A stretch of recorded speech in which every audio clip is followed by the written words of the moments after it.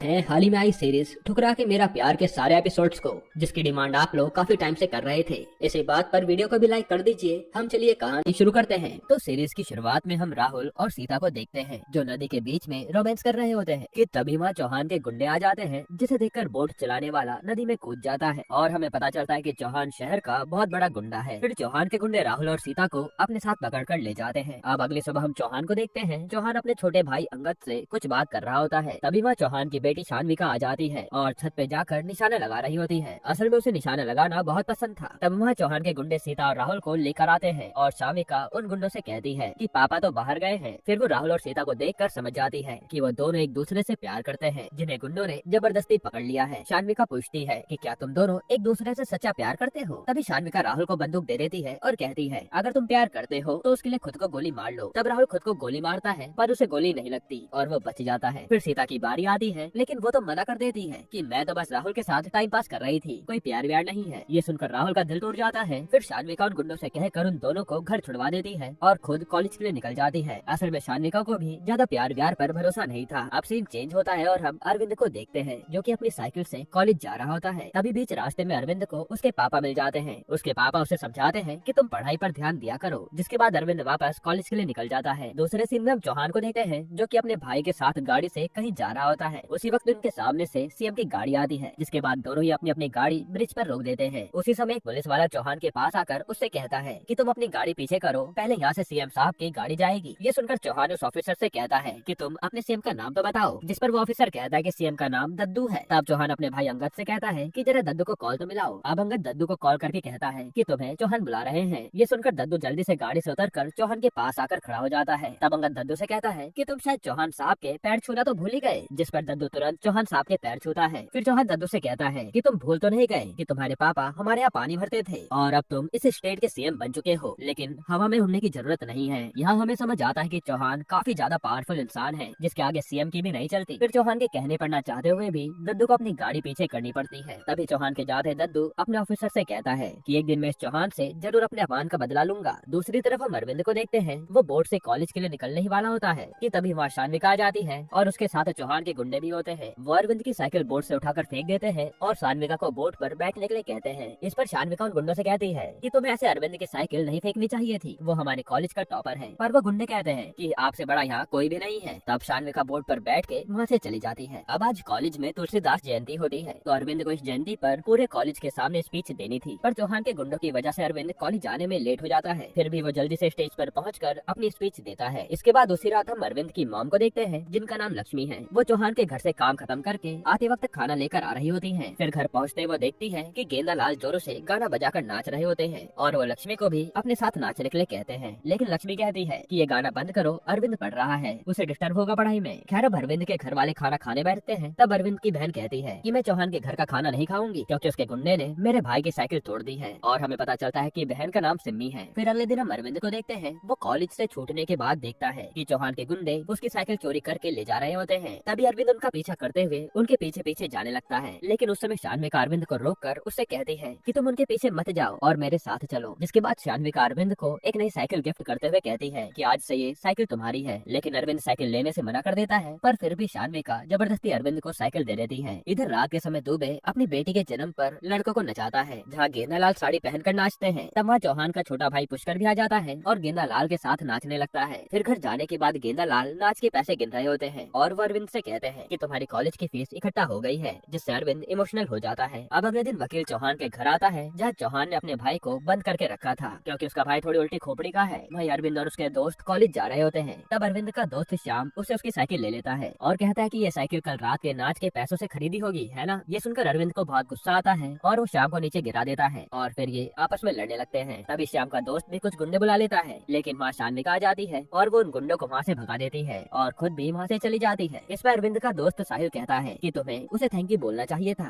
तब अरविंद कॉलेज जाकर thank you का लेटर लिखता है और साहिल को वो लेटर शान्विका को देने के लिए कहता है। तब साहिल जाकर शान्विका को लेटर देता है, लेकिन शान्विका लेटर को फाड़ देती है और कहते कि अरविंद को मेरे पास बुलाओ। तब साहिल अरविंद को बुलाता है। यहाँ अरविंद शान्विका को थैंक यू कहकर जाने लगता है, लेकिन शान्विका अरविंद को रोकती है और कहते कि अच्छे से थैंक यू तो बोलो, जिस पर अरविंद कहता है कि तुम बहुत ही अच्छी लड़की हो और फिर वो वहाँ से चला जाता है। फिर घर जाते समय शान्विका अरविंद को रोकती है और कहती है कि मैं तुमसे फ्रेंडशिप करना चाहती हूँ, जिस पर अरविंद मना कर जाने लगता है। लेकिन तब शान्विका कहती है कि मैं तुमसे दोस्ती तो कर रहूंगी। अब रात के समय कुछ लोग बियर पी रहे होते हैं और कहते हैं कि शायद शान्विका अरविंद से प्यार करने लगी है। फिर हम अरविंद को देखते हैं जो क्रिकेट खेल रहा होता है। तब वहाँ साहिल आ जाता है और कहता है कि तुम शान्विका से दोस्ती कर लो ना, जिससे अरविंद कहता है कि नहीं, मैं दोस्ती नहीं कर सकता। तो साहिल कहता है कि तुम उसे मना कर दो ना, लेकिन अरविंद कहता नहीं, वो चौहान की बेटी है, वो किसी की भी नहीं सुनेगी। खैर अब अगली सुबह शान्विका अरविंद को देख रही होती है, जिसपे शान्विका को उसके सर कहते हैं कि तुम सोच क्या रही हो। तब शान्विका कहते हैं कि सर पढ़ाई तो सब करते हैं, पर अरविंद ही टॉप क्यों करता है, जिसपे उसके सर कहते हैं कि वो बहुत ही डेडिकेटेड लड़का है। और ये बात शान्विका को बहुत अच्छी लगती है। फिर लंच टाइम पे शान्विका अरविंद से कहती है कि मैं तुमसे प्यार करने लगी हूँ और 1 घंटे बाद तुम मुझे अपना जवाब लाइब्रेरी में आकर दे देना, मैं वहीं तुम्हारा इंतजार करूंगी। फिर शान्विका लाइब्रेरी में अरविंद का इंतजार कर रही होती है, पर वो वहाँ आता ही नहीं। फिर कॉलेज के बाद शान्विका रोड पर अरविंद का इंतजार करने लगती है। तब वो वहाँ से अरविंद जाने लगता है, पर शान्विका को देखकर वो दूसरे रास्ते से चला जाता है। इधर अब चौहान खाना खा रहा होता है कि तभी वह पुष्कर अपनी बंदूक लेकर आता है और अंगद को मोबाइल देकर बंदूक के साथ फोटो खींचने के लिए कहता है, जिसपे चौहान कहता है कि ये बंदूक लेकर तुम कहाँ जा रहे हो। तब पुष्कर कहता है कि इंजीनियर ने 2.5 करोड़ का कॉन्ट्रैक्ट नहीं दिया, इसलिए मैं उसे मारने जा रहा हूँ। चौहान कहता है कि मैं इंजीनियर से बात कर लूंगा, तुम कुछ मत करना, क्योंकि हर चीज धमकी से नहीं होती, कभी कभी बात करने से भी काम चल जाता है। अम्मा शान्विका भी आ जाती है। तब चौहान शान्विका को खाने के लिए बुलाता है, पर शान्विका सीधा किचन में जाकर अरविंद की मॉम से उसके घर का पता पूछती है और फिर वहाँ चली जाती है। अब शान्विका को घर पर देखकर सिमी पूछती है कि आप यहाँ कैसे आए हो। शान्विका कहती कि मैं तुम्हारे हाथ का खाना खाने आई हूँ। तो सिमी शान्विका के लिए खाना लाने किचन में चली जाती है। तभी शान्विका अरविंद से कहती है कि तुम मुझे बिना जवाब दिए क्यों चले गए थे, आज रात 12 बजे तुम मंदिर के पास मुझे मिलो। ये कहकर वो वहाँ से चली जाती है। वहीं सिमी खाना लेकर आती है, पर शान्विका तो वहाँ से निकल चुकी थी। फिर रात 12 बजे अरविंद और शान्विका छुपकर मंदिर के पास जाने लगते हैं। तब गेंदालाल पूछते हैं कि मैं भी चलूं क्या, पर अरविंद मना कर देता है। फिर अरविंद और शान्विका मंदिर के पास पहुँच जाते हैं, जहाँ अरविंद शान्विका को कहता है कि मैं तुमसे प्यार नहीं करता, जिसपे शान्विका कहते कि हम चौहान हैं। ये सुनकर अरविंद कहता है कि अगर तुम्हारे नाम में से चौहान हटा दिया जाए तो तुम कुछ भी नहीं हो। ये सुनकर शान्विका अरविंद से शर्त लगाती है कि अगर वो एग्जाम में ज्यादा मार्क्स लाएगी तो अरविंद को उससे प्यार करना पड़ेगा, और अगर वो अरविंद से ज्यादा मार्क्स नहीं ला पाई तो वो उसका पीछा छोड़ देगी। खैर अब अगले दिन शान्विका कॉलेज लाइब्रेरी में पढ़ रही होती है कि तभी वहाँ अरविंद आ जाता है, लेकिन वो शान्विका को देखकर वहाँ से चला जाता है, जिस पर शान्विका भी वापस जाने लगती है कि तभी लाइब्रेरी का सर कहता है कि अरविंद तो बहुत अनलकी है, वो क्या आपसे ज्यादा मार्क्स लाएगा। ये सुनकर शान्विका को बहुत गुस्सा आता है और वो अपने सर से कहती है कि अगर आपने अरविंद के बारे में कुछ भी कहा तो मुझसे बुरा कोई नहीं होगा। इतना कहकर वो वहाँ से चली जाती है। अब क्लास में अरविंद टेंशन में बैठा होता है, पर साहिल उसे समझाता है कि शान्विका टॉप नहीं कर पाएगी, जिस पर अरविंद कहता है कि मुझे शान्विका के टॉप करने से नहीं बल्कि उसकी डेडिकेशन से चिंता हो रही है, पता नहीं वो क्या कर डाले। फिर हम देखते हैं कि शान्विका घर आती है और अपने पापा से कहती है कि मुझे इस बार टॉप करना है। तब वहाँ पुष्कर भी आ जाता है और वो शान्विका से सेमेस्टर की स्पेलिंग पूछ लेता है, जिस पर भूषण नाम का पुलिस वाला उस पर हंसने लगता है, क्योंकि शान्विका को वो भी नहीं आता था। तब शान्विका कहते कि वो इस बार टॉप कर रहेगी। अब रात के समय अरविंद को पढ़ते समय शान्विका की याद आ रही होती है कि तभी वहाँ उसकी बहन आ जाती है और कहती है कि तुम किसकी याद में खोए हो। तब अरविंद अपनी बहन पर गुस्सा करके उसे वहाँ से भगा देता है। फिर अरविंद साहिल को अपनी बात बताता है, जिस पर साहिल कहता है कि वो कभी टॉप नहीं कर पाएगी, तो फालतू की टेंशन मत कर। खैर फिर कुछ दिन बाद उनके पेपर से स्टार्ट हो जाते हैं और उनके पेपर का रिजल्ट भी आ जाता है, जहाँ शान्विका ने इस बार पूरे कॉलेज में टॉप किया था।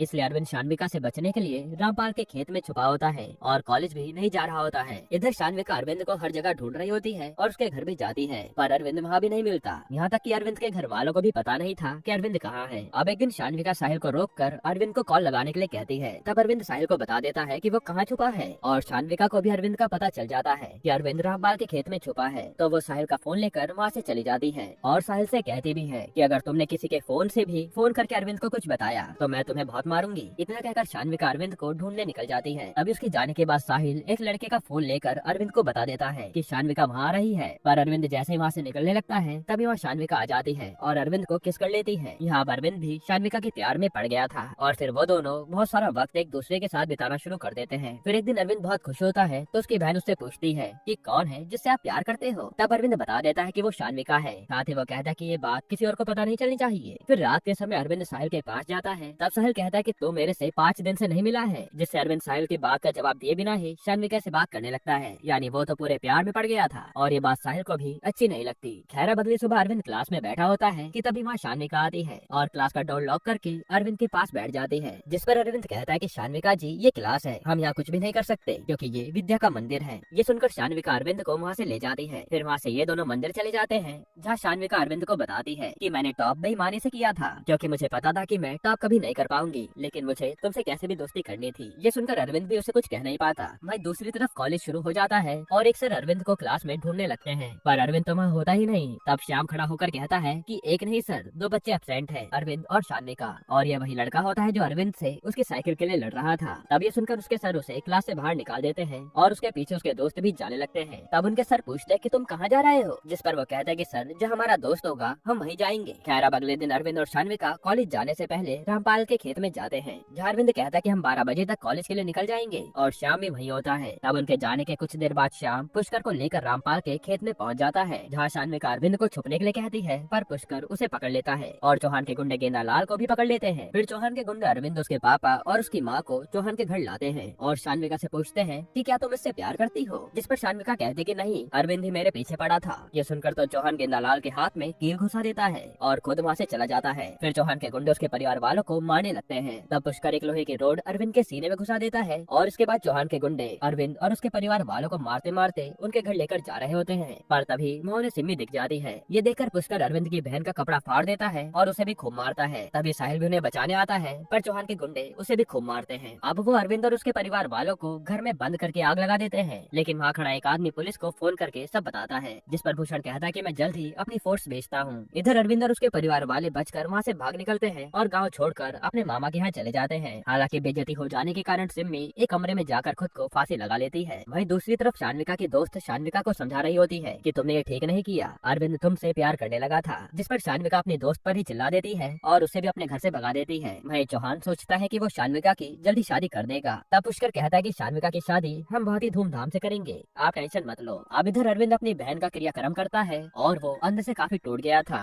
इसके कुछ दिन बाद अरविंद के मामा अरविंद को रिक्शा चलाना सिखा देते हैं और अपने मालिक से कहकर उसे एक रिक्शा भी दिला देते हैं। अब सीन शिफ्ट होता है जहाँ दद्दू अरविंद के घर आए हुए थे। यहाँ सभी लोग उस पर बहुत गुस्सा होते हैं कि सीएम होने के बाद भी उसने कुछ नहीं किया। ये सुनकर दद्दू कहता है कि वह चौहान को मिट्टी में मिला देगा और फिर वो वहाँ से गुस्से में चला जाता है। इधर हम चौहान को देखते हैं, जिसे उसका वकील बता रहा होता है कि दद्दू ने उसे मिट्टी में मिलाने की बात की है, जिस पर चौहान कहता है कि सीएम बनने के बाद उसके कुछ ज्यादा ही पंख निकल आए हैं, उसका भी इंतजाम करना होगा। फिर चौहान भूषण से शान्विका के लिए लड़का ढूंढने के लिए कहता है और ये बात शान्विका को भी पता चल जाती है। तब वो अपने दोस्त को घर बुलाकर सारी बात बताती है, जिस पर उसकी दोस्त कहती है कि अब उसके पास कोई चारा नहीं है, उससे शादी करनी ही पड़ेगी, क्योंकि लड़की की एक गलती उसके पैरों में जंजीर बांध देती है। और ये सोचकर शान्विका को भी टेंशन हो जाती है। वहीं दूसरी तरफ अरविंद रिक्शा चलाने लगता है और फिर एक दिन एक लड़की उसके रिक्शा में बैठने आ रही होती है कि तभी कुछ बाइक वाले उसे धक्का देकर निकल जाते हैं। तब अरविंद रिक्शा से बाहर आकर उस लड़की की मदद करता है और उसे पता चलता है कि वो लड़की भी उसी कॉलेज में जाती है जहाँ अरविंद पढ़ता था। अब अरविंद पूछता है कि आप यूपीएससी की तैयारी कर रही हो क्या, जिस पर वो लड़की कहती है कि हाँ, उसे आईएएस बनना है। तो अरविंद कहता है कि आप आईएएस जरूर बन जाओगे। हालांकि अरविंद उसका नाम नहीं पूछ पाता। फिर वो लड़की पूछती है कि तुम भी पढ़ाई करते हो या नहीं। तब अरविंद कहता है कि हाँ, वो भी उसी कॉलेज में पढ़ता था जिसमें वो लड़की पढ़ रही है। ये सुनकर लड़की पूछती है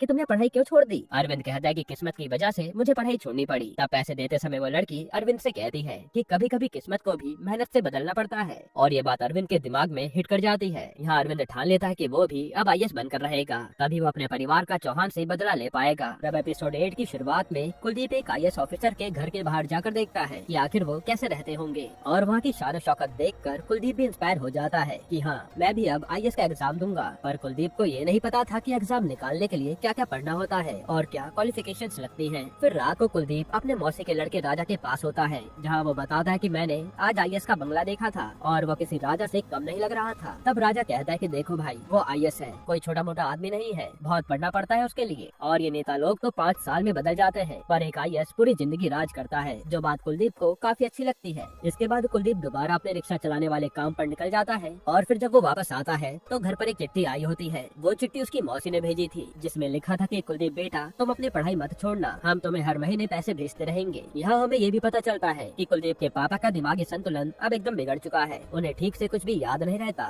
वहीं अब कुलदीप की मदद के लिए उसकी माँ भी लोगों के घरों में सफाई का काम करती है और उन्हें पसंद नहीं कि कुलदीप रिक्शा चलाए। वो तो बस चाहती है कि कुलदीप पढ़ लिख कर बड़ा आदमी बने। इसके बाद जब कुलदीप सोने जाता है तो उसके जहन में बस आईएएस बनने का ख्वाब चल रहा था। वो सोचता है कि अगर मैं आईएएस बन गया तो क्या कुछ नहीं कर पाऊंगा, माँ को भी लोगों के घर नहीं जाना पड़ेगा काम करने के लिए। इसके बाद कुलदीप अगले दिन सीधा ध्री आईएएस कोचिंग सेंटर पहुँच जाता है, जहाँ वो लड़की उसे मिली थी। और आज हमें उस लड़की का नाम पता चलता है प्रेरणा, जो कुलदीप को पहचान लेती है। फिर कुलदीप उसे कहता है कि मैंने कल रात बहुत सोचा और एक बात समझ आई कि आईएएस बनकर सब बदला जा सकता है, क्या आप मेरी मदद करेंगी। तब प्रेरणा उसकी मदद के लिए मान जाती है और कुलदीप को सब बता देती है कि आईएएस बनने के लिए क्या क्या चाहिए होता है। साथ ही वो कुलदीप से कहते भी है कि कल मेरे साथ मेरे पापा के पास चलना, वो तुम्हें आगे का बता देंगे, उन्हीं का ये कोचिंग सेंटर है। जो सुनकर कुलदीप प्रेरणा से उसका नंबर मांग लेता है और कुलदीप पर विश्वास करके वो अपना नंबर दे भी देती है। इसके बाद कुलदीप घर आता है और दोबारा से अपना बक्सा खोलकर पढ़ाई की चीजें सेट कर लेता है, क्योंकि अब उसे आईएएस बनना ही था। इधर हम शान्विका के घर पर देखते हैं कि उसे सबने घर में कैद कर लिया है और आज जब वो बाहर घूमने का सोचती है तो पुष्कर उसे चुपचाप अंदर भगा देता है और चौहान भी कुछ नहीं कहता। तभी ये सब देख रहा पुलिस वाला भूषण कहता है कि चौहान साहब, अगर आपको मंजूर हो तो मैं शान्विका से शादी करना चाहता हूँ। ये सुनकर तो पुष्कर भड़क जाता है कि तेरी औकात भी नहीं है शान्विका से शादी करने की, जिस पर चौहान उसे चुप कराता है। फिर भूषण कहता है कि मैं भले ही पुलिस वाला हूँ, लेकिन मेरी पुश्तैनी काफी जमीन है, मैं खानदानी रईस हूँ और आपकी बेटी मेरे साथ खुश रहेगी। शान्विका के साथ इतना सब कुछ हुआ, इसके बावजूद मैं उससे शादी करना चाहता हूँ। जिस पर चौहान सोच में पड़ जाता है कि उसे क्या करना चाहिए, लेकिन पुष्कर तो गुस्से में वहाँ से निकल जाता है। फिर अगले दिन कुलदीप जाकर प्रेरणा से मिलता है और वो उसे अपने पापा से मिलवाती है। तब कुलदीप के मार्क्स देखकर उसके पापा चौंक जाते हैं। इतने अच्छे मार्क्स लाकर तुम रिक्शा क्यों चलाते हो? कुलदीप कहता है कि मजबूरी के लिए। खैर, प्रेरणा के पापा कहते हैं कि हम तुम्हारा एक टेस्ट लेंगे, अगर तुमने वो पास कर लिया तो तुम्हारी 50% फीस माफ हो जाएगी। जो सुनकर कुलदीप खुश हो जाता है। इसके बाद वो अगले दिन आकर टेस्ट देता है, जिसमें उसके काफी अच्छे मार्क्स आते हैं और 50% ऑफ पाकर उसका एडमिशन कोचिंग सेंटर में हो जाता है। अब कुलदीप अपनी पढ़ाई शुरू करता है, जिसमें वो दिन में तो रिक्शा चलाता और रात में पढ़ाई करता। उसी बीच वो कोचिंग में भी पढ़ने का टाइम निकालता। ऐसे कुछ दिन बीतते हैं और कुलदीप तो पहले से टॉपर था, इसलिए उसे पढ़ने में ज्यादा दिक्कत भी नहीं होती। जिसके बाद कुलदीप अपना प्रीलिम्स एग्जाम भी दे आता है। इधर हम भूषण को देखते हैं, जिसके पास शान्विका आती है और वो उसे खूब सुनाती है कि मेरे से शादी करने के बारे में तुम सोच भी कैसे सकते हो। भूषण कहता है कि तुम मुझे बहुत पसंद हो, इसलिए कुछ भी हो जाए शादी मैं तुमसे ही करूंगा।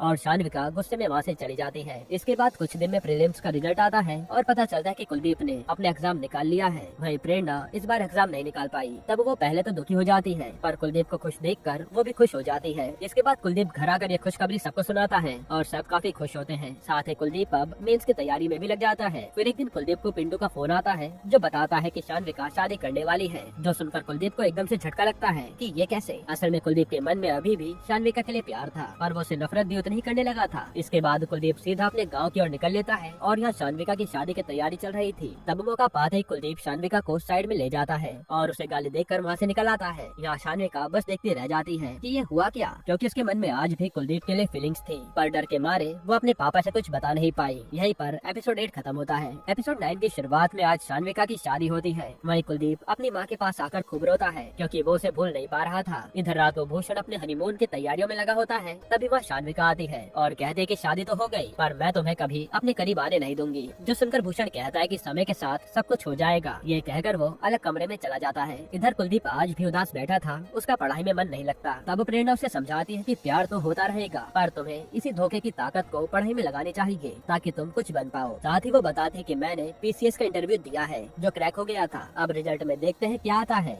ये सुनकर कुलदीप भी खुश हो जाता है। इसके बाद कुलदीप फिर से पढ़ाई शुरू करता है और उसका मेंस का एग्जाम भी हो जाता है। फिर एक दिन प्रेरणा कुलदीप को छत पर बुलाती है और बताती है कि मेरा पीसीएस क्लियर हो गया। ये बोलकर वो उसके गले लग जाती है, साथ ही उसे किस भी कर देती है। लेकिन कुलदीप पीछे हट जाता है और कहता है कि हम बस दोस्त बने रहे, यही अच्छा होगा। जिस पर प्रेरणा उसकी बात समझती है और दोस्त बने रहने के लिए कहती है। फिर अगले दिन प्रेरणा अपनी जॉब के लिए निकल जाती है और कुछ दिन बाद कुलदीप का रिजल्ट आता है, जिसमें उसने मेंस एग्जाम क्लियर कर लिया था। और ये बात वो प्रेरणा को भी बताता है, जिससे वो भी बहुत खुश होती है। यानी अब कुलदीप को केवल इंटरव्यू की तैयारी करनी थी, जिसके बाद वो आईएएस बन जाएगा। अब रात को जब कुलदीप पढ़ रहा होता है तभी लाइट चली जाती है, इसलिए वो पढ़ने के लिए एक पास के घर में जाता है और बाहर बैठकर पढ़ने लगता है। इस तरह से कुलदीप अपने इंटरव्यू की तैयारी करता है और उसका जज्बा देखकर सब हैरान थे। अब कुछ ही दिनों में इंटरव्यू का दिन आता है तो कुलदीप की माँ और राजा उसे छोड़ने जा रहे होते हैं। तभी रास्ते में एक गाड़ी कुलदीप की माँ को उड़ा देती है और कुलदीप बस देखता रह जाता है कि ये हुआ क्या। हालांकि ये लोग जल्दी से उन्हें हॉस्पिटल ले जाते हैं और राजा कहता है कि तुम जाओ, मैं मौसी को संभाल लूंगा। तब कुलदीप इतनी बुरी हालत में अपना इंटरव्यू देने जाता है। इंटरव्यू में कुलदीप से तरह तरह के सवाल पूछे जाते हैं, जिनका वो बहुत ही अच्छे से जवाब देता है। और इंटरव्यू पूरा होते ही वो अपनी माँ से मिलने आता है। कुलदीप की माँ की हालत काफी ज्यादा खराब थी। तब कुलदीप अपनी माँ को इंटरव्यू के बारे में बताता है, लेकिन नर्स कहते हैं कि माँ बस सुन सकती है, कुछ बोल नहीं सकती, क्योंकि वो तो कोमा में है। ये सुनकर तो कुलदीप के पैरों के नीचे से जमीन खिसक जाती है कि आज जब मैं अपनी मंजिल के इतना करीब पहुंचने वाला हूं तो ये क्या हो गया। यहीं पर एपिसोड 9 खत्म होता है। एपिसोड 10 की शुरुआत में कुलदीप इसी सदमे के साथ बाहर आता है कि माँ कोमा में है और वो अपने पापा को देखकर फुट फुट कर रोने लगता है, जो कि उसके पापा समझ नहीं पाते कि हुआ क्या। इसके बाद वो भी अपनी बीवी को उठाने की काफी कोशिशें करते हैं, जो कि काफी इमोशनल सीन था। हालांकि अगले दिन से कुलदीप अपनी माँ का ख्याल रखने लगता है और उसे अब किसी भी चीज की फिक्र नहीं थी सिवाय अपनी माँ के। फिर एक दिन कुलदीप का भाई राजा आकर बताता है कि आज तुम्हारा रिजल्ट है, जाओ देखने। तब बिना मन के कुलदीप अपना रिजल्ट देखने जाता है और यहाँ शान्विका और भूषण जब नाश्ता कर रहे होते हैं तभी न्यूज पर बताते हैं कि किसी कुलदीप कुमार ने यूपीएससी में टॉप किया है, जो सुनकर शान्विका हैरान हो जाती है। वही कुलदीप जाकर ये खुशखबरी अपनी माँ को सुनाता है। तब कुलदीप की माँ भी रोने लगती है, पर वो कुछ बोल नहीं पा रही थी। इन्हीं सबके बीच उनकी सांसें उखड़ती हैं और आज कुलदीप की माँ की मौत हो जाती है। कुलदीप ये देखकर हैरान था कि आज इतनी खुशी के दिन पर उसकी माँ उसे छोड़कर चली गई। अब वो अपने आगे की खुशियाँ कैसे बांटेगा। फिर ये लोग कुलदीप की माँ का अंतिम संस्कार कर देते हैं और वापस लौटते समय रास्ते में बारात पड़ती है, जिसमें आज कुलदीप के पापा सब कुछ भूलकर खूब नाचते हैं और ये देखकर कुलदीप फुट फुट कर रोने लगता है। इसके बाद यहाँ शान्विका आज किसी बात को लेकर टेंशन में थी, इसलिए वो सीधा बाइक निकालती है और राइड पर चली जाती है। असल में उसे कुलदीप की याद सता रही थी। फिर जैसे वो घर लौटती है तो भूषण उस पर खूब गुस्सा करता है कि बिना पूछे कहाँ चली गई थी, अगर कुछ हो जाता तो मैं तुम्हारे घर वालों को क्या जवाब देता। ये सब सुनकर आज शान्विका भूषण के करीब आती है और भूषण को एक्सेप्ट कर लेती है। इधर आज चौहान जब अपनी फैक्ट्री में आता है तो उसे उसका आदमी बताता है कि वो कुलदीप ने तो यूपीएससी में टॉप किया है, जिस पर चौहान कहता है कि ये कौन सा हमारा कुछ बिगाड़ पाएगा, हटवा देंगे हम इसे। तब उसका आदमी कहता है कि एक टॉपर को हटाना हर किसी के बस की बात नहीं होती, इसके आगे तो नेताओं की भी नहीं चलेगी। जो सुनकर चौहान थोड़ा घबरा जाता है। इसके बाद हमें 5 साल बाद का सीन दिखाया जाता है, जहाँ कुलदीप अब आईएएस बन चुका है और अब उसकी पोस्टिंग सितारपुर यानी उसी के गाँव में हो जाती है, जो उसने खुद ही करवाई थी। तब यहाँ आकर वो एक नदी पर पुल बनाने के लिए कहता है, जिससे वो कॉलेज जाया करता था, ताकि गाँव के लोगों और यहाँ के बच्चों को कभी नदी पार करने में दिक्कत ना हो। साथ ही कुलदीप यहाँ अपना बदला लेने के विचार से भी आया था। यहीं पर एपिसोड 10 खत्म होता है। एपिसोड 11 की शुरुआत में आज कुलदीप अपनी सितारपुर में पोस्टिंग ज्वाइन करता है और यहाँ चौहान दद्दू को मिलने के लिए बुलाता है। और दोस्तों, हमने सीरीज की स्टार्टिंग में एक गलती कर दी थी कि दद्दू को सीएम बता दिया था।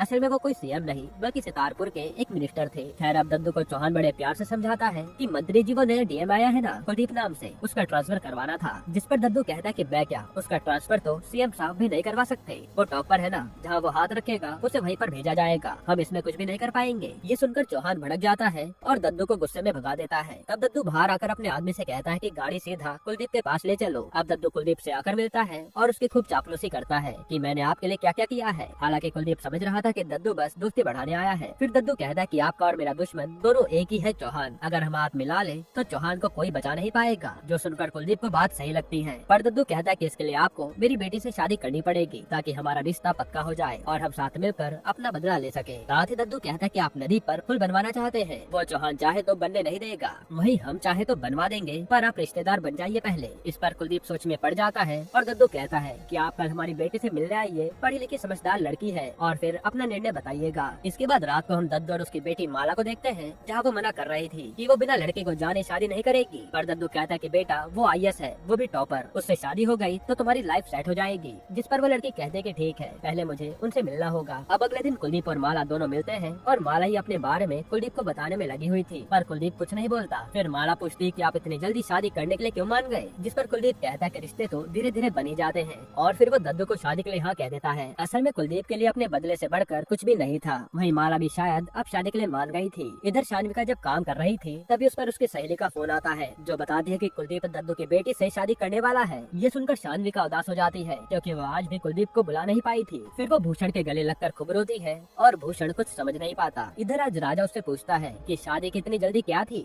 जिस पर कुलदीप कहता है कि मैंने जो सोचा है वो सही सोचा है, और राजा भी कुछ बोल नहीं पाता। वहीं हम कुलदीप के पापा को देखते हैं, जिनकी हालत एकदम खराब थी और कुलदीप का स्टाफ उनकी सेवा करता था। फिर राजा कहता है कि अब हम यहाँ आ गए हैं तो क्यों न उस पुराने घर को सही करवा लेते हैं, जिसे चौहान के आदमी ने जला दिया था। इस पर कुलदीप कहता है कि आप चाहे कुछ भी कर लो, पर उस घर को हाथ मत लगाना, अब वो तभी सही होगा जब मेरा बदला पूरा होगा। ये सुनकर राजा को भी कंफर्म हो जाता है कि कुलदीप अपना बदला लेने ही आया है। इधर दद्दू और उसका आदमी साथ में शराब पी रहे होते हैं। तब दद्दू कहता है कि यार हम पुल तो बनवा देंगे कुलदीप के लिए, लेकिन इतना काफी नहीं है, हमें कुलदीप को और भी बड़ा गिफ्ट देना है अपनी बेटी के साथ शादी करने के लिए। फिर दद्दू को एक आइडिया आता है और वो हंसने लगता है कि अब मजा आएगा। फिर अगले दिन हम एक आदमी को देखते हैं जो नदी पार करने के लिए नाव में बैठता है और फिर उस नाव में हंसिया से छेद कर देता है। फिर मौका पाकर वो वहाँ से निकल लेता है और नाव में 15-16 लोग आगे बढ़ जाते हैं। तब एक आदमी फोन करके किसी को कहता है कि आपका काम पूरा हो गया। फिर जब कुलदीप अपना काम कर रहा था तब उसका पीए आकर बताता है कि सर एक हादसा हुआ है जिसमें 15 लोग नदी में डूबकर मारे गए। इस पर कुलदीप जल्दी से वहाँ पहुँचता है और जगह का मुआयना करता है। वहीं चौहान भी ये सब देखने आता है, लेकिन कुलदीप को देखकर वो वहीं रुक जाता है और पुष्कर कहता है कि ये कुलदीप यहाँ आया है और ये कांड हो गया, इससे हम भी मुसीबत में पड़ सकते हैं। तब चौहान कहता है कि अपने वकील को कहो कि सारी तैयारियां कर ले, ये डीएम है, कुछ न कुछ तो जरूर करेगा। और उसी समय कुलदीप चौहान को घूर रहा होता है, यानी अब वो उसे छोड़ेगा नहीं। यहीं पर एपिसोड 11 खत्म होता है। अब एपिसोड 12 की शुरुआत में कुलदीप उस जगह का मुआयना करता है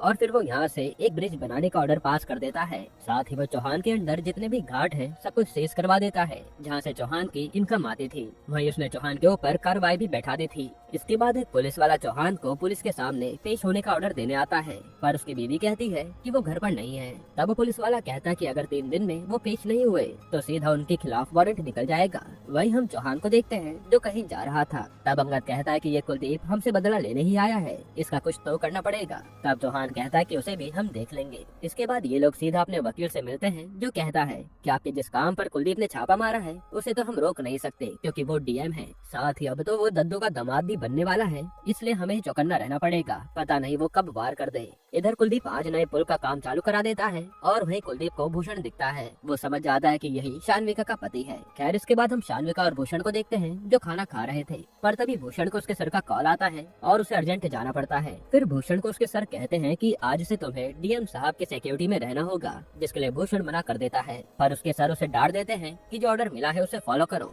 वरना अच्छा नहीं होगा। इधर हम दद्दू के घर पर देखते हैं जहाँ माला की शादी की तैयारियां चल रही थी। तब माला अपनी माँ से कहती है कि उस कुलदीप ने हमसे एक सवाल तक नहीं पूछा और शादी के लिए हाँ कर दी, कहीं मैं उसके साथ फंस ना जाऊं। जिस पर उसकी माँ उसे समझाती है कि लड़के ज्यादा बोलते नहीं, कुलदीप भी बहुत शांत लड़का है। इधर दद्दू आज बहुत खुश होता है अपनी बेटी की शादी से। फिर वो अपने आदमी से कहता है कि आज चौहान के घर चलते हैं, उसकी बर्बादी से पहले उसका मुंह मीठा करा दें, ताकि उसे हम पर शक न हो कि उसे बर्बाद करने में हम भी शामिल हैं। इसके बाद ये लोग सीधा चौहान के पास आते हैं और दद्दू इन सब लोगों को शादी में इनवाइट करता है, जिसमें चौहान कहता है कि हम जरूर आएंगे और दद्दू हंसते हंसते चला जाता है। यही सीन चेंज होता है जहाँ हम माला और कुलदीप की शादी का फंक्शन देखते हैं और यहाँ बड़े बड़े लोग आए थे। तभी वहाँ पर चौहान भी आता है, जो भूषण को कुलदीप की सिक्योरिटी में देखकर चौंक जाता है। फिर वो कुलदीप को बधाई देता है, जिस पर कुलदीप उन्हें कहता है कि आज तो आप आए हैं, कभी हम भी आपके यहाँ पर जरूर आएंगे। ये एक तरह की धमकी थी। खैर, फिर भूषण से चौहान पूछता है कि तुम इसकी सिक्योरिटी में क्या कर रहे हो, जिस पर भूषण कुछ कह नहीं पाता। इसके बाद जब कुलदीप ड्रिंक कर रहा होता है तभी उसके पास पुष्कर आता है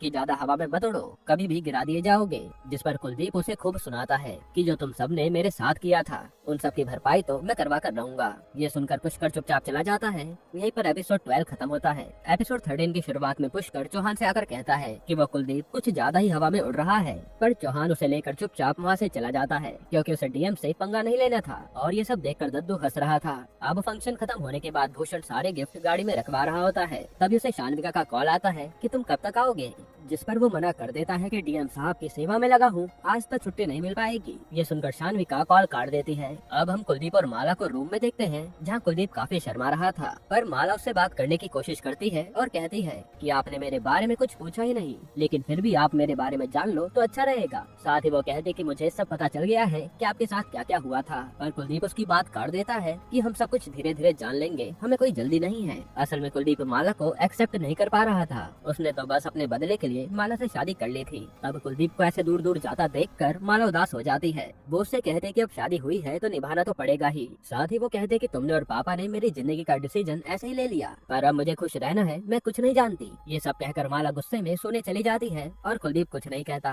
अब हम अगले दिन दद्दू को योगा करते हुए देखते हैं, जिसे कुलदीप का फोन आता है और वो उसे कहता है कि माला को समझा दीजिए, वो पति पत्नी की तरह रहना चाहती है, जिसके लिए हम अभी तैयार नहीं हैं। तब दद्दू कहता है कि हम माला से बात करेंगे, आप चिंता मत कीजिए, आप बस चौहान का इंतजाम करिए। इसके बाद जब चौहान अपनी फैक्ट्री में होता है तो अंगद बताता है कि हमारे कारोबार पर रेड पड़ चुकी है। ये सुनकर सब चौंक जाते हैं। साथ ही पता चलता है कि चौहान के सारे धंधों को भी सीज किया जा रहा है और उसके खिलाफ एफआईआर हो चुकी है, जो सुनकर चौहान समझ जाता है कि कुलदीप किसी को छोड़ेगा नहीं। तब पुष्कर कहता है कि मैं उसे जान से मार दूंगा, लेकिन चौहान मना करता है कि पहले मुझे दद्दू से बात करने दो, शायद वो सब देख ले। अब ये लोग दद्दू को फोन मिलाते हैं, लेकिन वो तो इनका कॉल ही रिसीव नहीं करता। ये देखकर पुष्कर को और भी गुस्सा आता है। तब चौहान कहता है कि मैं जरा कुलदीप से बात करता हूँ, शायद वो समझ जाए। लेकिन जब ये लोग कुलदीप को फोन करते हैं तो वो अपने पापा के साथ बिजी था, इसलिए वो बात करने से ही मना कर देता है। ये सब देखकर चौहान भड़क जाता है और गुस्से में पुष्कर को कहता है कि इस कुलदीप को खत्म करने का समय आ गया है, वरना ये हमें खत्म कर देगा। जिस पर पुष्कर कुलदीप की मौत का इंतजाम करने चला जाता है। इसके बाद हम कुलदीप को कहीं जाता हुआ देखते हैं। तभी रास्ते में मंदिर से शानविका निकल रही थी, जो कुलदीप को नजर आती है और ये दोनों एक दूसरे को देखते ही रह जाते हैं। यहीं पर एपिसोड 13 खत्म होता है। एपिसोड 14 की शुरुआत में पुष्कर और अंगद एक गैंग के पास आते हैं, जो कॉन्ट्रैक्ट लेकर मर्डर्स करते थे। इस गैंग के लीडर का नाम गौरी था। यहाँ पुष्कर गौरी से आकर सीधा कुलदीप के बारे में बताता है और कहता है कि इसे जल्द से जल्द टपकाना होगा, जिस पर गौरी भी मान जाता है और कहता है कि आपका काम कल ही हो जाएगा। अब अगले दिन हम भूषण को घर पर देखते हैं, जो शानविका को बता रहा था कि कैसे कुलदीप ने चौहान के सारे धंधों को बंद करवा दिया है। तब भूषण कहता है कि एक बार तुम कुलदीप से बात करके देख लो, शायद उसका गुस्सा शांत हो जाए। लेकिन ये सुनते ही शानविका मना कर देती है और भूषण अपने काम पर निकल जाता है। इधर हम कुलदीप की मौसी के लड़के राजा को देखते हैं, जो कुलदीप से मिलने आया था और आज वो वापस जा रहा था। तब कुलदीप उससे मिलने के बाद उसे स्टेशन छुड़वा देता है और कहता है कि कोई भी जरूरत पड़े तो तुरंत फोन कर देना। फिर जब कुलदीप अपने ऑफिस में होता है तभी उसका पीए आकर बताता है कि आपके पीठ पीछे गैर कानूनी काम हो रहा है, हमें चलकर देखना चाहिए। जिस पर कुलदीप कहता है कि हम उन्हें रंगे हाथ पकड़ेंगे। इसलिए वो भूषण और पीए चुपचाप उस जगह निकल जाते हैं। इसके बाद ये लोग खेत के रास्ते से जा रहे थे तो कुलदीप को वहाँ बिताए शानविका के साथ पल याद आते हैं और वो अपना ध्यान भटकाने लगता है ताकि उसे ये सब याद न आए। तभी इनकी गाड़ी पर हमला हो जाता है और ये हमला गौरी ने किया था, जहाँ कुलदीप का ड्राइवर मारा जाता है। और जैसे पूरी गैंग कुलदीप को मारने आती है तो पता चलता है कि कुलदीप, भूषण और पीए वहाँ से भाग चुके हैं। फिर ये लोग उनका पीछा करते हैं तो कुलदीप बिल्डिंग में छुपकर इन पर फायरिंग करने लगता है। तब यहाँ पर भयंकर लड़ाई होती है जिसमें कुलदीप और भूषण मिलकर कई सारे गैंग के आदमी को मार गिराते हैं। और ये सब देखकर गौरी अपने एक आदमी के साथ चुपचाप जान बचाकर निकल लेता है। उसी समय दद्दू को भी अटैक की खबर मिल जाती है, इसलिए वो भी अपनी फोर्स के साथ उसी जगह पर पहुंच जाते हैं। पर तब तक कुलदीप ने सबको निपटा दिया था। अब दद्दू गुस्से में अपने आदमियों को ऑर्डर देता है कि जिसने भी मेरे दामाद पर हमला किया है उनका पता लगाओ, वरना यहाँ मैं आग लगा दूंगा। इसके बाद चौहान का वकील उसे कॉल करके बताता है कि किसी ने डीएम को मारने की कोशिश की है और इसका शक आप पर जा रहा है, इसलिए आप अंडरग्राउंड हो जाइए, वरना अब ना दद्दू तुम्हें छोड़ेगा ना डीएम। ये सुनकर तो चौहान भी डर जाता है कि अब क्या करें। इधर आज चौहान की हवेली में पुलिस उसे ही ढूंढने आई थी, पर वहाँ चौहान नहीं मिलता।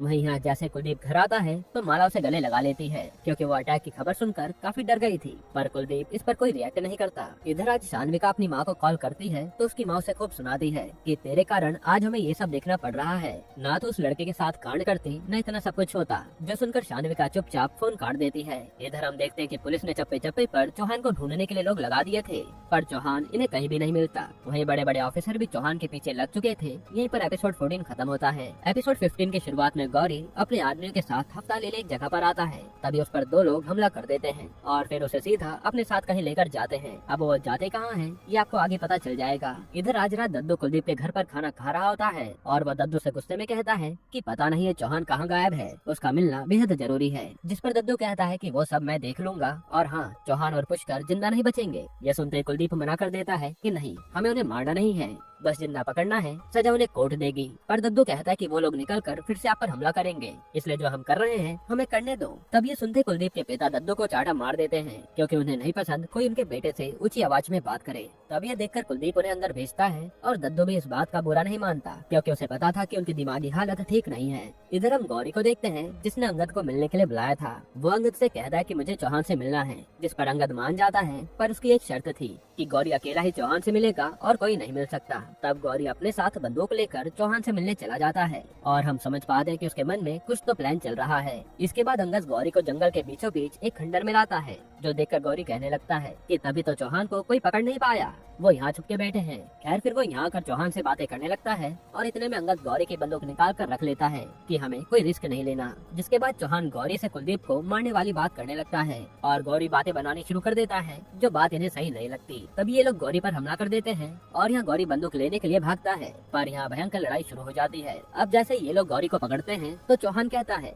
कि दद्दू के पास क्यों गए थे। तब यहाँ रिवील होता है कि वो जो दो लोग गौरी को अपने साथ ले गए थे वो दद्दू के ही आदमी थे। यहाँ पर दद्दू ने गौरी को चप्पल से मारा था और फिर वो कुलदीप पर बंदूक चलाने के लिए उसे जान से मारने वाला था, लेकिन गौरी ने उससे कहा कि मुझे एक मौका देकर देखिए, मैं आपका कोई भी काम करने को तैयार हूँ। जिस पर दद्दू के दिमाग में एक आइडिया आया और उसने चौहान का मर्डर करने के लिए उसे कह दिया, जिस पर गौरी भी मान गया। तभी हम देखते हैं कि गौरी चौहान के चंगुल से भागने की कोशिश करता है, लेकिन पुष्कर उसे जान से मार डालता है। वहीं यहाँ दद्दू को किसी का फोन आता है, जो सुनकर वो टेंशन में आ जाता है। इधर माला कुलदीप से पूछती है कि आज चौहान के घर पर रेड है ना। कुलदीप कहता है हाँ, पर माला कहते हैं कि तुम वो सब भूल के नहीं जाते जो तुम्हारे साथ हुआ, ताकि हम अपनी जिंदगी में आगे बढ़ सकें। लेकिन कुलदीप उसकी नहीं सुनता और वो चौहान के घर पर रेड करने चला जाता है। अब हम चौहान के घर का सीन देखते हैं, जहाँ रेड चालू हो चुकी थी और ये लोग हर चीज की जांच करने लगते हैं। वहीं कुलदीप को हवेली देखकर वो सब याद आता है जो चौहान ने उसके साथ किया था और उसके अंदर और भी ज्यादा गुस्सा भरने लगता है। तभी वह शानविका आती है और उसे कुलदीप देखता ही रह जाता है। हालांकि तभी वो उसे सुनाने के लिए कहता है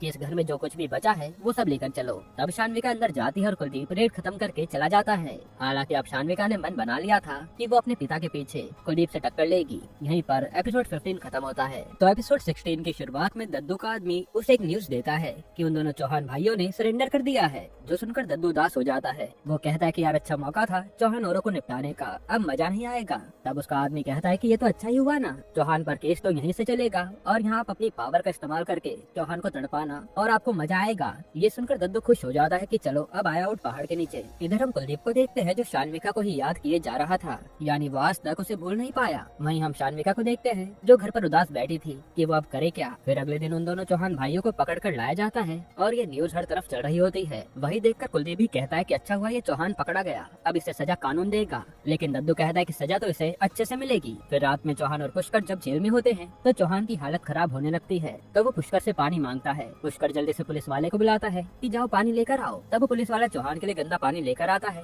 कि अभी यही अवेलेबल है, पीना है तो पियो वरना ऐसे ही रहो। तब चौहान कहता है कि यही चलेगा और पुष्कर चौहान को गंदा पानी ही पिला देता है। फिर चौहान कहता है कि ये सब जो कुछ भी हो रहा है इसके जिम्मेदार हम खुद हैं। हमें उस टाइम पर शानविका और कुलदीप को बच्चा समझकर माफ कर देना चाहिए था, लेकिन हमने पहले कुलदीप और उसके परिवार को तड़पाया, यहाँ तक कि उसके घर को भी आग लगा दी थी। ये हमने अच्छा नहीं किया, उसी की सजा हमें मिल रही है, जिसमें बेचारी शानविका भी पिस गई, जबकि उसकी तो कोई गलती भी नहीं थी। तब वो पुष्कर कहता है कि भैया आप चौहान हैं, आप उदास मत होइए, हम जल्दी यहाँ से निकल कर राज करेंगे और उस कुलदीप को भी देख लेंगे। उसी समय पुलिस वाला आकर कहता है कि तुम दोनों को अलग अलग सेल में डालने के ऑर्डर मिले हैं और वो पुष्कर को अपने साथ ले जा लेता है। तब चौहान सोच में पड़ जाता है कि मैं जेल से निकलकर कुलदीप और उसके पापा से माफी जरूर मांगूंगा। इसके बाद हम भूषण को देखते हैं जिसे कुलदीप के पीए ने बुलाया था और वो उसे कुलदीप की तरफ से इनवाइट करता है घर पर पार्टी में। साथ ही वो कहता है कि अपनी वाइफ को भी लेकर आना, सर ने खास कहा है। फिर भूषण घर पर जाकर शानविका को बताता है और कहता है कि मैं अकेला चला जाऊंगा, तुम्हें उसके सामने आने की जरूरत नहीं है। लेकिन शानविका कहते कि नहीं मैं भी चलूंगी, देखो जरा उसने बुलाया क्यों है। जिसके बाद ये दोनों कुलदीप की पार्टी में आते हैं और यहाँ दद्दू शानविका से उसका हालचाल लेने लगता है। साथ ही वो ऐसे दिखाता है कि जैसे उसे चौहान के जेल जाने से बहुत दुख हुआ है और चौहान को जेल भिजवाने के पीछे कुलदीप का ही हाथ है। तभी शानविका माला को देखती है और उससे मिलने चली जाती है, जहाँ वो माला के गले लगकर कहती है कि शायद तुम्हारा पति मुझे आज तक भुला नहीं पाया, उसे अपने करीब लाओ और अपना बना लो। इस पे माला कहते हैं कि मुझे लगता है आप भी उन्हें अभी तक भुला नहीं पाई, तभी तो इतनी फिक्र कर रही है। जो देखकर दद्दू आ जाता है और दोनों को अलग अलग कर देता है। अब हमें अगले दिन जेल का सीन दिखाते हैं, जहाँ पुलिस वाले चौहान को लेने आते हैं, पर पता चलता है कि चौहान की तो मौत हो गई है। इसके बाद खबर मिलते ही शानविका सीधा अपने पापा को देखने आती है और खूब रोती है। यहाँ पता चलता है कि चौहान को रात में हार्ट अटैक आया था। तब भूषण शानविका को संभालता है। इसके बाद चौहान की शोक सभा में अंगद आकर बताता है कि हमने पुष्कर की जमानत करा ली है। फिर वहाँ पुष्कर आता है जो अपने भैया की फोटो देखकर खूब रोता है और वो यहाँ पर एक प्रण लेता है कि वो चौहान का बदला लेकर जरूर रहेगा। जिसके बाद वो अंगद और अपनी गैंग को लेकर निकल लेता है अपना बदला लेने के लिए। यहीं पर एपिसोड 16 खत्म होता है। एपिसोड 17 की शुरुआत में कुलदीप चौहान की इस कदर मौत से दुखी था। तब दद्दू से समझाता है कि चौहान इसी के काबिल था, आप उदास मत होइए। साथ ही वो कहता है कि अभी तो चौहान गया है, अभी तो उसकी बेटी, दामाद और उसका भाई भी बचे हैं, जो बात कुलदीप को अच्छी नहीं लगती। जिस पर दद्दू बात को घुमाते हुए कहता है कि आप अपनी सिक्योरिटी बढ़ा लीजिए क्योंकि पुष्कर कभी भी हमला कर सकता है। तब कुलदीप के जाते दद्दू का आदमी कहता है कि ये डीएम साहब तो एक ही मौत पर घबरा गए, आपने तो अभी क्या क्या सोचा है। जो सुनकर दद्दू हंसने लगता है। अब ऑफिस में कुलदीप के पास भूषण आता है और अपना रेजिग्नेशन लेटर दे देता है कि सर मैं आपके सिक्योरिटी का काम और नहीं संभाल सकता, मेरा दिल नहीं मान रहा। जिस पर कुलदीप कहता है कि अगर ऐसा है तो आप रिजाइन मत दो, मैं आपके सर से बात करके आपको थाने में भेज दूंगा, नौकरी छोड़ने की जरूरत नहीं है। जो सुनकर भूषण को लगता है कि कुलदीप इतना भी खड़ूस नहीं है। अब रात को जब कुलदीप आराम कर रहा होता है तभी माला उसके पास आती है कि चलो खाना खा लो, पर कुलदीप मना कर देता है कि मेरा मूड नहीं है। इस पर यहाँ माला और कुलदीप की बहस हो जाती है और वो गुस्से में वहाँ से चली जाती है। तब ये सब होता हुआ कुलदीप के पापा देखते हैं और वो उसके पास आकर उसे समझाते हैं कि तुमने जो जो चाहा सब पा लिया, यहाँ तक कि अपना बदला भी चौहान से ले चुके हो, पर क्या तुम खुश हो? तुम अपनी खुशी का भी सोचो। और मैं देख रहा हूँ कि वो दद्दू तुम्हारे कान बहुत भरता है, ये मत समझना कि मैं पागल हूँ। उस दिन मैंने यही सब देखकर दद्दू को मारा भी था। तुम अपना और माला का ख्याल रखो बस। तब कुलदीप कहता है कि आप ठीक है, अच्छी बात है, लेकिन चौहान से मेरा बदला पूरा होकर रहेगा। मुझे आज भी सारी बात याद है उन लोगों ने क्या क्या किया था। इधर दद्दू का आदमी बताता है कि सुनने में आया है डीएम साहब ने भूषण को थाने इंचार्ज बनवा दिया है, बल्कि उसे तो अपना गार्ड बनाकर रखना चाहिए था। जिस पर दद्दू कहता है कि मजा नहीं आ रहा है, इस भूषण का भी इंतजाम करना पड़ेगा। अब अगले दिन भूषण थाना इंचार्ज के तौर पर अपनी ड्यूटी ज्वाइन करता है और आज वो बहुत खुश था कि अब ड्यूटी और अच्छे से करूंगा। तभी भूषण के पास एक आदमी बैग लेकर आता है और कहता है कि मेरे 1.5 करोड़ रुपए चोरी हुए हैं, आप कैसे लेकर के चोर को पकड़ लीजिए। जिस पर भूषण उसके केस की बात करते करते बाहर चला आता है और हम देखते हैं कि वो बैग तो यही छोड़ गया है। फिर जब भूषण वापस आता है तो बैग देखकर आवाज लगाता है कि जो कोई भी अपना बैग वापस ले जाओ। तभी वहाँ पर वो आदमी वापस आता है और कहता है कि ये तो आपके लिए घूस है। उसी समय वहाँ करप्शन ब्यूरो वाले आ जाते हैं और भूषण बहुत ही बुरी तरह से फंस जाता है घूस लेने के जुर्म में। जिसके बाद न्यूज में भी भूषण के खिलाफ न्यूज चलने लगती है और उस पर तरह तरह के आरोप लगते हैं, जिसके कारण उसे जेल हो जाती है और नौकरी भी चली जाती है। वहीं शान्विका ये न्यूज देखती है तो उसके होश उड़ जाते हैं और वो पुष्कर से कहती है कि कुछ करो इस मामले में। तब गुस्से में पुष्कर सीधा कुलदीप को कॉल लगा के गालियां देने लगता है कि तू इतना नीचे गिर गया, हमने कभी सोचा नहीं था। यहाँ तक कि वो कुलदीप को जान से मारने की धमकी भी दे देता है, जो सुनकर कुलदीप सीधा पुष्कर के खिलाफ FIR करने को कहता है कि इसने DM को मारने की धमकी दी है। यहीं पर एपिसोड 17 खत्म होता है। एपिसोड 18 की शुरुआत में दद्दू गुस्से में कुलदीप के ऑफिस आता है और सारे ऑफिसर को डांटने लगता है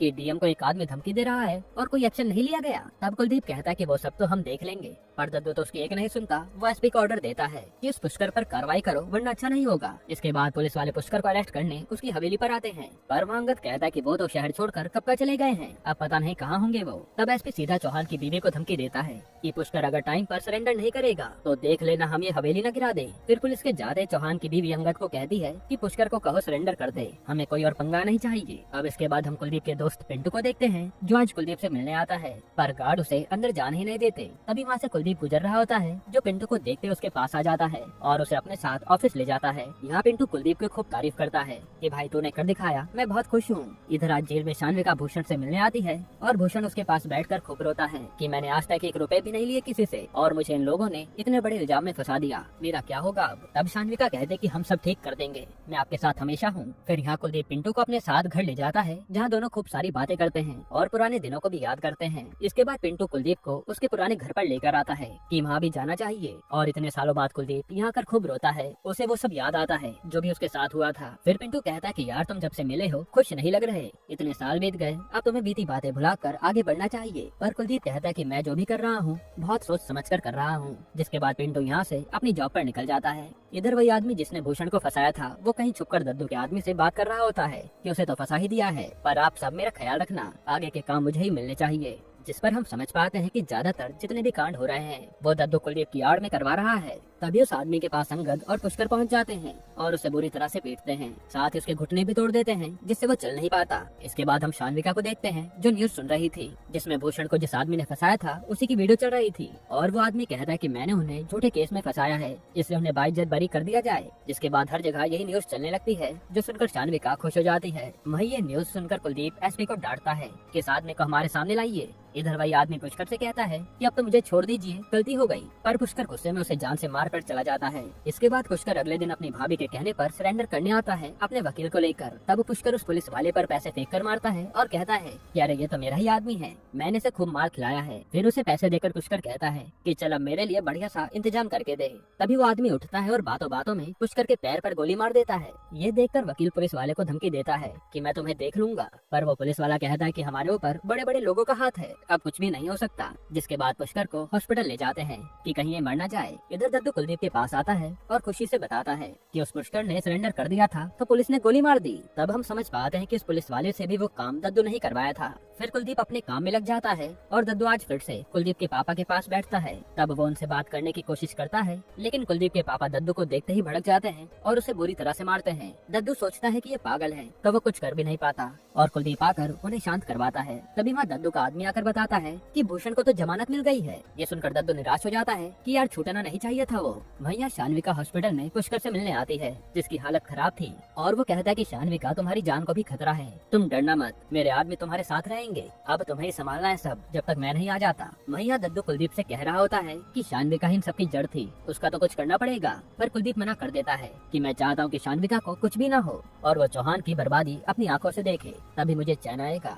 यहीं पर एपिसोड 18 खत्म होता है। एपिसोड 19 की शुरुआत में शान्विका की माँ आज उससे मिलने आती है और उसका हालचाल लेने लगती है कि तुम ठीक तो हो ना। तभी अंगद कहता है कि भूषण जीजा जल्दी आने वाले हैं, इसलिए आप खाने का प्रबंध करिए। फिर थोड़ी देर बाद वहाँ भूषण आता है और आते ही शान्विका से कहने लगता है कि यह दद्दू इस गेम का मास्टरमाइंड है और वो कुलदीप भी गेम ही खेले जा रहा है, हम अब शांत नहीं बैठेंगे वरना ये लोग हम सबको बर्बाद कर देंगे, समय आ गया है जवाब देने का। तभी बाहर से अंगद फोन पर बात करता हुआ आता है जो काफी टेंशन में लग रहा था। वो भूषण से कहता है कि आपको मारने की साजिश चल रही है, आज रात ही अटैक होगा यहाँ पर और लूट के नाम पर वो लोग आपको मारकर चले जाएंगे। इसलिए ऐसा करिए, आप मेरे साथ गाँव चलिए, वहाँ कोई कुछ नहीं कर पाएगा आपको। तब भूषण कहता है कि रुको, मैं पुलिस को बता देता हूँ। लेकिन अंगद कहता है कि सब मिले हुए हैं और शान्विका भी कहती है कि आप अपनी जान बचाइए, आप जाइए अंगद के साथ। तब भूषण शान्विका से मिलता है और वहाँ से चला जाता है। साथ ही अंगद अपने आदमियों से कहता है कि यहाँ का ख्याल रखना, कोई भी हमला करे तो उसे छोड़ना मत। इधर हम एक लेडी को डीएम के घर के बाहर देखते हैं जो कहती है कि मुझे डीएम से मिलना है, मैं उनकी मौसी हूँ और इन लेडी को हमने शान्विका के घर पर काम करते हुए देखा है।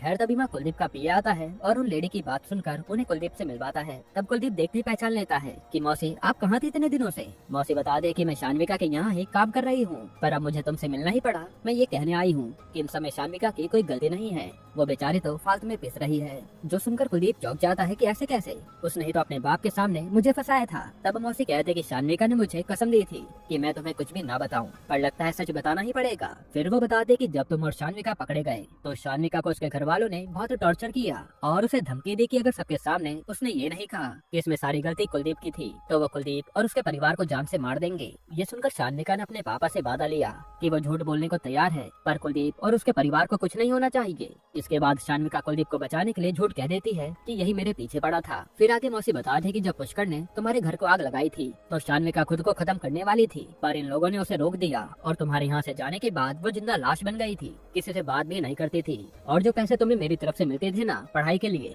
वो शान्विका ही भिजवाती थी ताकि तुम अच्छे से पढ़ सको। अब ये सब सुनकर तो कुलदीप के होश उड़ जाते हैं। वो गिल्ट में आ जाता है कि मैं शान्विका को कितना गलत समझता था, मैंने उसे कितनी नफरत की और वो प्यार करती रही। फिर मौसी कहते कि आज उसके हाल बहुत बुरे हो रखे हैं, उसका पति मारा मारा घूम रहा है, पता नहीं अब बेचारे के साथ क्या होगा। इधर अब अंगद भूषण को लेकर एक नदी के पास आता है और पीछे से 2 आदमी आकर उस पर हमला कर देते हैं। भूषण समझ जाता है कि अच्छा तुम भी गद्दार निकले और वो इनको मारने लगता है, लेकिन अंगद के आदमी उसे नदी में डुबाकर जान से मार डालते हैं। फिर अंगद सीधा दद्दू के आदमी को कॉल करके कहता है कि काम तो हो गया है, पैसा मिल जाना चाहिए। यानी ये कांड भी दद्दू ने ही करवाया, जिसका इशारा देखकर दद्दू खुश हो जाता है। इधर अंगद रोने की एक्टिंग करता हुआ सीधा शान्विका के पास आता है और कहता है कि नदी के पास आते ही जीजाजी ने उसमें छलांग लगा दी, ये कहकर कि हम जीने के लायक नहीं हैं। जो सुनकर शान्विका के होश उड़ जाते हैं। अब अगले दिन ये न्यूज हर तरफ फैल जाती है कि भूषण की लाश नदी में मिली। तभी माँ शान्विका आती है और अपने पति की लाश देखकर टूट जाती है, जिसके बाद लाश को पोस्टमार्टम के लिए ले जाया जाता है। पर यहाँ शान्विका को वो सब याद आ रहा था जो उसके साथ हुआ,